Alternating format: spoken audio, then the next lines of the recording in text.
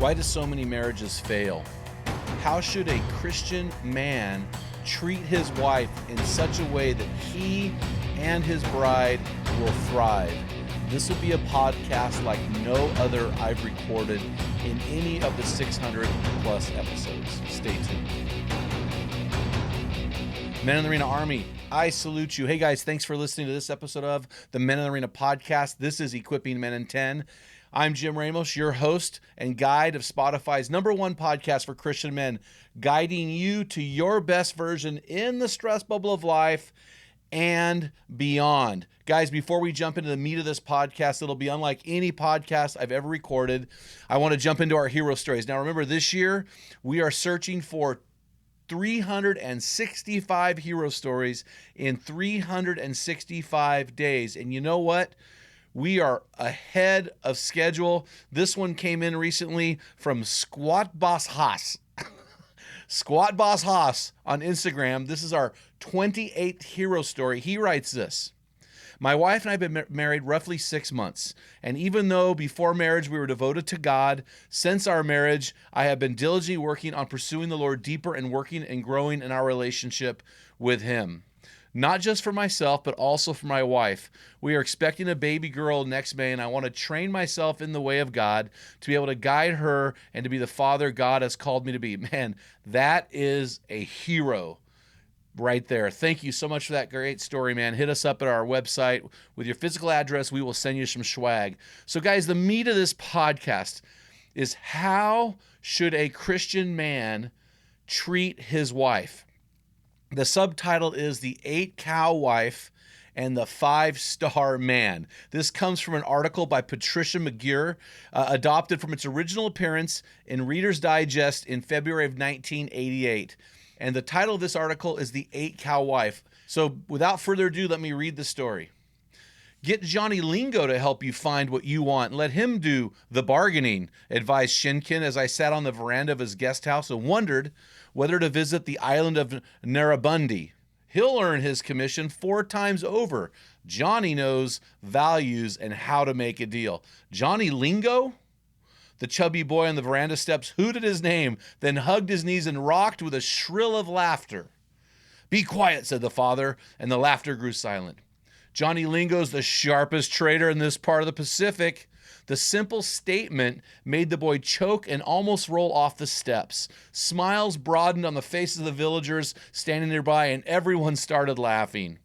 What goes on? I demanded. Everyone around here tells me to get in touch with Johnny Lingo and then breaks up laughing. Is this some kind of trick? Is it a wild goose chase like sending someone for a left-handed wrench?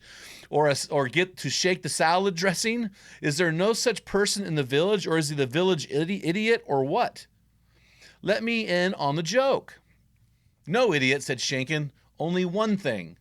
5 months ago at festival time, Johnny Lingo came to our island of Kinawada and found himself a wife. He paid 8 cows for her. He spoke these words with great solemnity, and I knew enough about island customs to be thoroughly impressed.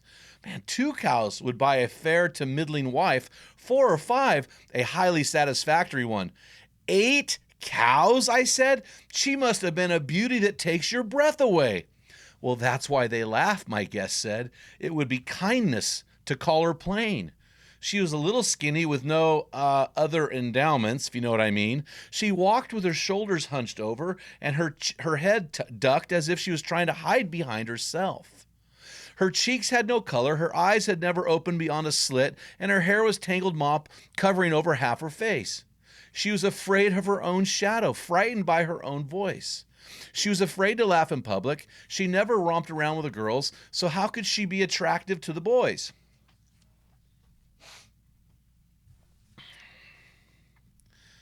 But she attracted Johnny, I said. This is the story Shankin told me.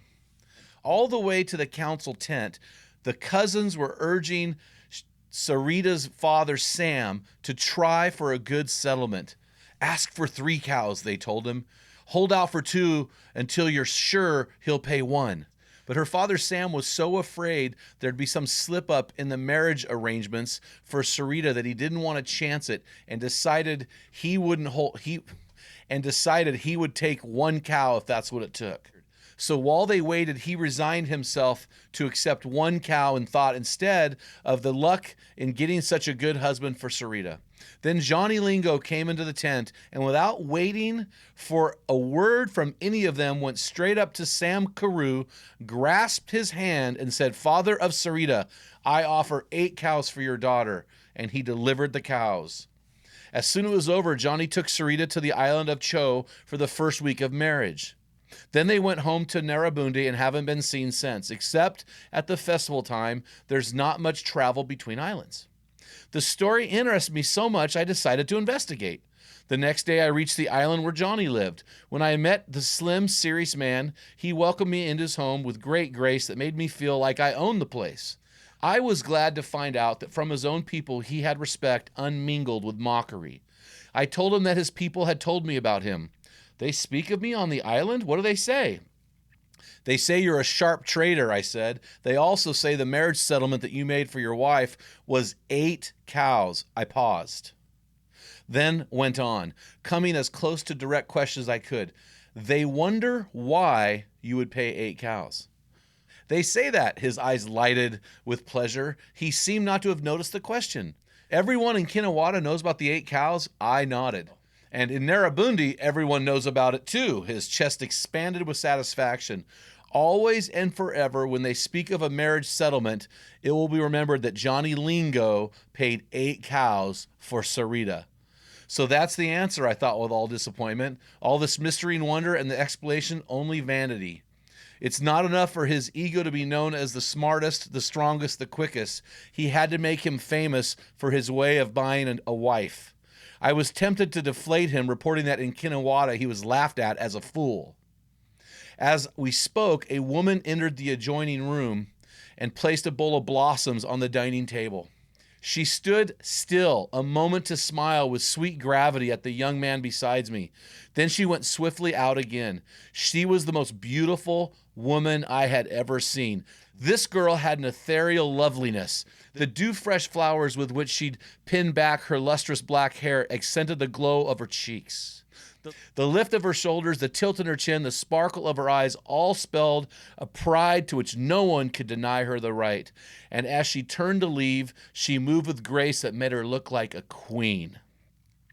When she was out of sight, I turned back to Johnny Lingo and found him looking with me with eyes that reflected the pride of the girls.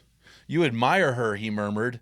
She's glorious," I said. "Who is she?" I couldn't help but think, if she was a servant, how difficult must it be for homely Sarita having to daily be in the presence of such a beautiful woman, and what a temptation for Mr. Lingo. "She's my wife." I stared at him blankly. Was this some custom I had not heard about? Do they practice polygamy here? He, for his 8 cows, bought both Sarita and this other woman? Before I could form the question, he spoke again. "This is the only one, my Sarita." His way of saying the words gave them special significance. "Perhaps you wish to say she doesn't look like what they say she looked like in Kinawata?" "She doesn't." The impact of the girl's appearance made me forget tact. "I heard she was homely. They all make fun of you because you let yourself be cheated by Sam Carew and paid 8 cows for this wife." "You think he cheated me? You think 8 cows were too many?" A slow smile slid over his lips as I shook my head. "She can see her father and her friends again, and they can see her. Do you think anyone will make fun of us then? Much has happened to change her. Much in particular has happened the day she went away." "You mean she married you?" "Well, that, yes. But most of all, I mean the arrangements for the marriage." "Arrangements? Do you think," he asked reflectively, "what it does to a woman when she knows the price her husband paid for her was the lowest price for which she could be bought? And then later, when all the women talk, as women do, they boast of what their husbands paid for them? One says 4 cows, another maybe 6. How does she feel, the woman who was sold for 1 or 2 cows? This did not happen with my Sarita." "Then you paid that unprecedented number of cows just to make your wife happy?" Happy? He seemed to turn the word over on his tongue as if to test its meaning. I wanted Sarita to be happy, yes, but I wanted more than that. You say she's different from the way they remember her in Kinawata. This is true. Many things can change a woman. Things that happen inside, things that happen outside. But the thing that matters most is what she thinks about herself. In Kinawata, Sarita believed she was worth nothing. Now she knows that she is worth more than any other woman on the islands. Then you wanted...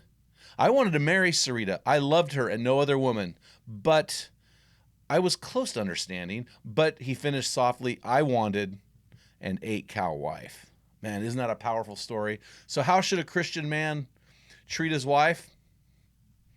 Treat her like the queen she deserves to be treated as. She is worthy of your love. Treat her that way.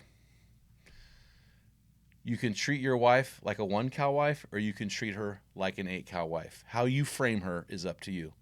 Hey guys, make sure you head on over to meninthearena.org. Grab your free copy of this cool book I'm super excited about. It's called Man Laws. 101 ways to get your man card revoked and rules to live by.